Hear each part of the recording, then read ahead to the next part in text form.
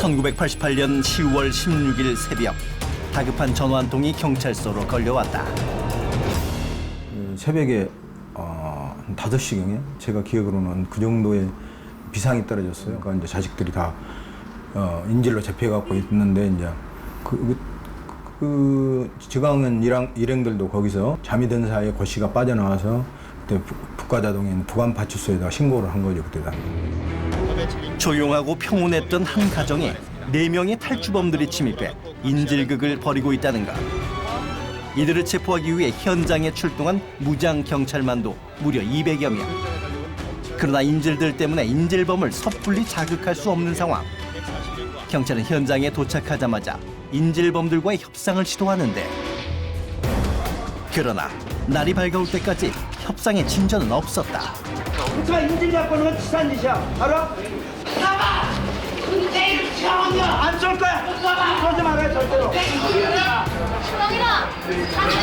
내가 가면서! 인질범의 가족들을 비롯해 당시 교도소에서 지강원의 교화를 맡았던 삼중 스님까지 현장에 나와 설득했지만 소용이 없었다. 상황은 더욱 급박하게 흘러가기 시작했다. 만약의 사태를 대비해 경찰 특공대, 군인까지 증원 배치되고 취재진이 몰려들기 시작하자 지강원 일행은 더욱 민감하게 반응하기 시작하는데, 대체 이들은 왜 이런 인질극을 벌이게 된 것일까? 인질극이 벌어지기 일주일 전, 재판 후 미결수들을 이송 중이던 버스 안에서 지강원을 포함한 12명이 탈주를 시도하는 사건이 발생한다. 이들은 준비한 도구를 이용해 수갑을 풀고 교도관의 권총을 탈취해 탈출에 성공하는데, 지강원 탈주 사건은 대한민국을 떠들썩하게 만들었다. 이들의 도주 행각은 무려 8박 9일이나 이어졌는데, 이들은 여장을 하고 다닌다든지 주로 밤에만 활동하는 등 용의주도하게 움직이며 경찰의 수사망을 절묘하게 피해갔다. 이후 12명의 탈주범 중 7명의 탈주범들은 검거하는 데 성공하는데, 하지만 나머지 5명의 행방은 알 수 없었다. 이들의 행방에 대한민국이 모두 긴장했다. 그리고 얼마 후 그중 4명의 행방이 밝혀지는데, 이들이 향한 곳은 바로 서울의 한 가정집, 그리고 대낮에 벌어진 전대미문의 인질극 현장에서였다. 모두가 지쳐갈 무렵 지강원이 드디어 입을 열었다.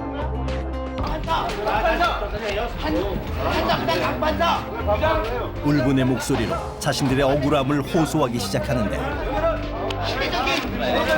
정치적 요구에 비해서 내린 정치 잘못된 판결이다. 이들이 억울함을 토로한 데는 이들만의 답답한 사정이 있었다고 한다. 단순 절도범이었던 이들 대부분이 무려 10년 이상의 중형을 선고받은 것이다. 사실 탈주범들에게 중형이 선고된 배경엔 재범의 위험이 있는 수감자들에게 보호감호라는 명분하에 기존 형기보다 더 긴 형기를 선고하는 사회보호법이 있었다.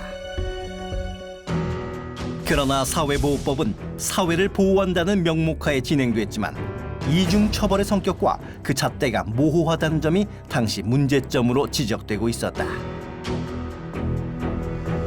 이들과 같은 시기에 구속된 새마을중앙회 수장 전경환의 경우 저지른 비리 규모가 무려 70억임에도 불구하고 법원은 그에게 겨우 7년형을 선고했고,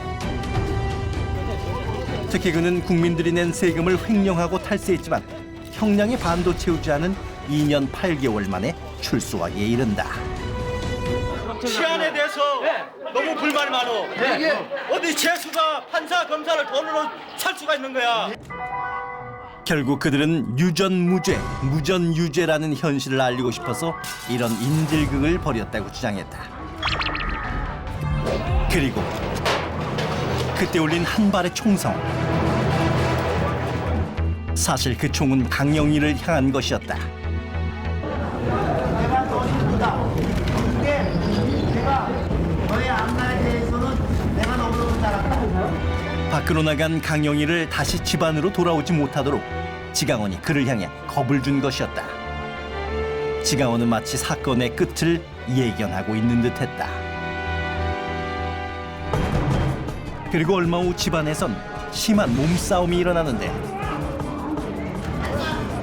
안광술과 한희철이 지강원이 가지고 있던 총을 빼앗으려 몸싸움이 벌어진 것이다.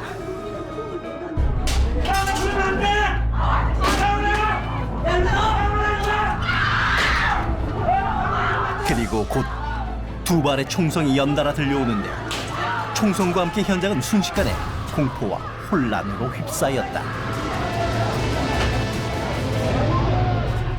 결국 안광술, 한희철이 총을 자신의 머리에 겨누어 자살을 선택한 것이다.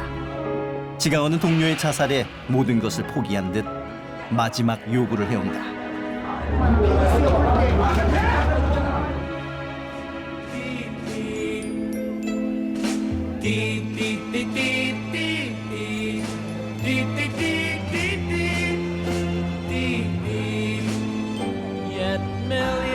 그는 왜 그 순간 이 음악을 찾았던 것일까? 그 당시에 비즈스의 한이들을 들으면서 담배를 피우면 창틀에 발을 올려놓고 눈을 감은 채 무슨 생각을 했었을까? 그냥 바깥에 보이는 대로 봤을 때는 굉장히 오히려 평온해 보였고, 그래서 모든 걸 체념한 거 아닌가라는 그런 생각이 언뜻 들었고. 이어 지강원을 향해 두 발의 총알이 발사됐고 지강원은 병원으로 이송 도중 숨을 거둔다. 그렇게 선량한 시민을 상대로 벌인 14시간의 인질극이 끝이 났다. 그러나 지강원 사건의 후폭풍은 꽤 거셌다. 지강원 사건을 계기로 사회보호법에 대한 문제점이 더욱 조명받았고 그동안 이중 처벌과 인권 유린의 대표적인 현장으로 비난받아온 청송보호감호소가 사라지게 됩니다. 2005년 드디어 이중 처벌과 인권 유린의 논란이 되었던 사회보호법이 폐지된다. 또한 지강원이 죽기 전에 들었던 비지스의 홀리데이도 지강원 사건 이후 주목받으며 인기를 끌었고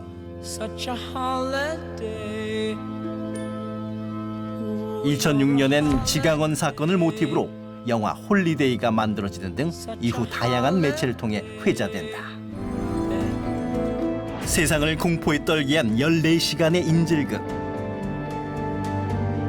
처벌받아 마땅한 죄인이라는 것은 이견이 없지만 그들이 목숨을 내놓으면서까지 세상에 외치고 싶었던 말 유전무죄, 무전유죄는 여전히 기억되고 있다.